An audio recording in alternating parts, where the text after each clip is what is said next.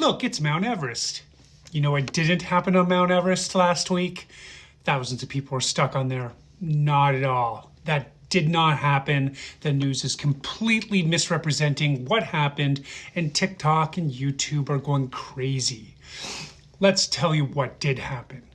On the Tibet side, which is not Nepal, there were, that's in China, there were about 1,000 trekkers and some locals that were caught in an unseasonable snowstorm.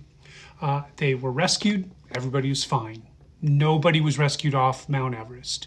Mount Everest's primary climbing season is in the spring. There is a fall climbing season, but far fewer people climb in the fall.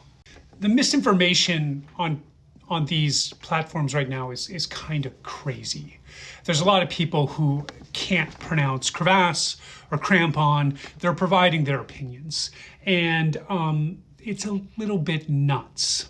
Let's hit a couple of big misrepresentations.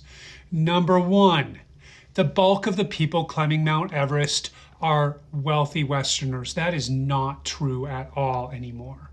That was true in the past, but the primary groups of people climbing Mount Everest in this era, in this time, are Indian and Chinese nationals. They make up the bulk of the climbers on Mount Everest. Number two, wealthy Western guide services are running all the programs. That is also not true. The bulk of the guide services running programs on Mount Everest in this era are Sherpa run. Number three, Sherpa guides make $3,000 or $4,000 a season. That might be true for trekking guides, but that is not true for high altitude guides. A non-certified Everest Sherpa guide can make $10,000 in a single season. So what about a certified Sherpa guide? Okay, so let's break it down. Nepal is a member of the IFMGA, the International Federation of Mountain Guides Associations. That's the world organization that certifies guides.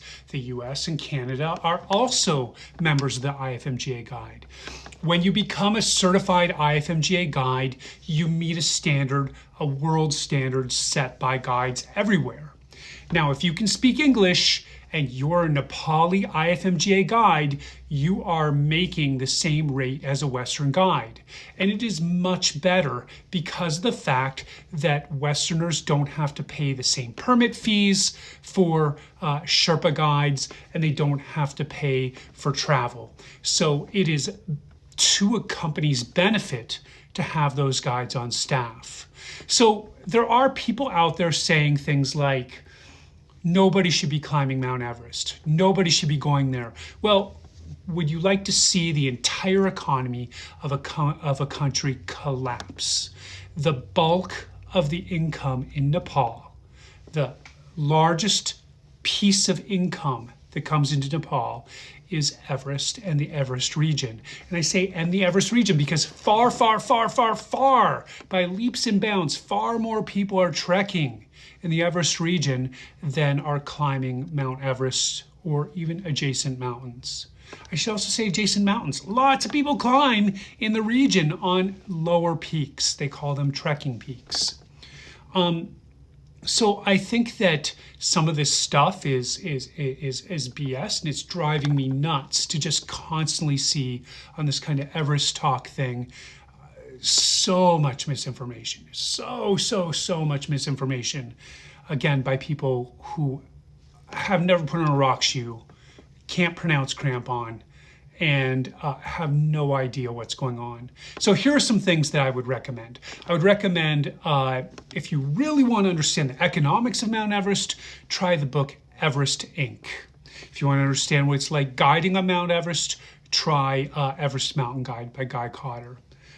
There's lots of other documentaries and resources, but to pretend like Mount Everest shouldn't be guided, or that people shouldn't spend their money on Mount Everest, well, what should you spend your money on instead of going to Disneyland or taking a cruise?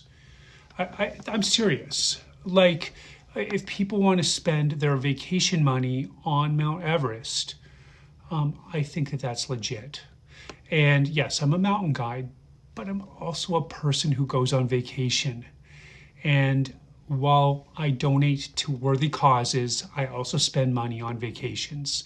So I think it's important for you to look into yourself and say, like, I'm not going to go on a vacation. I'm going to donate my vacation money to something else before, like, judging people who choose to go to Nepal to support a developing economy and to climb the tallest mountain in the world.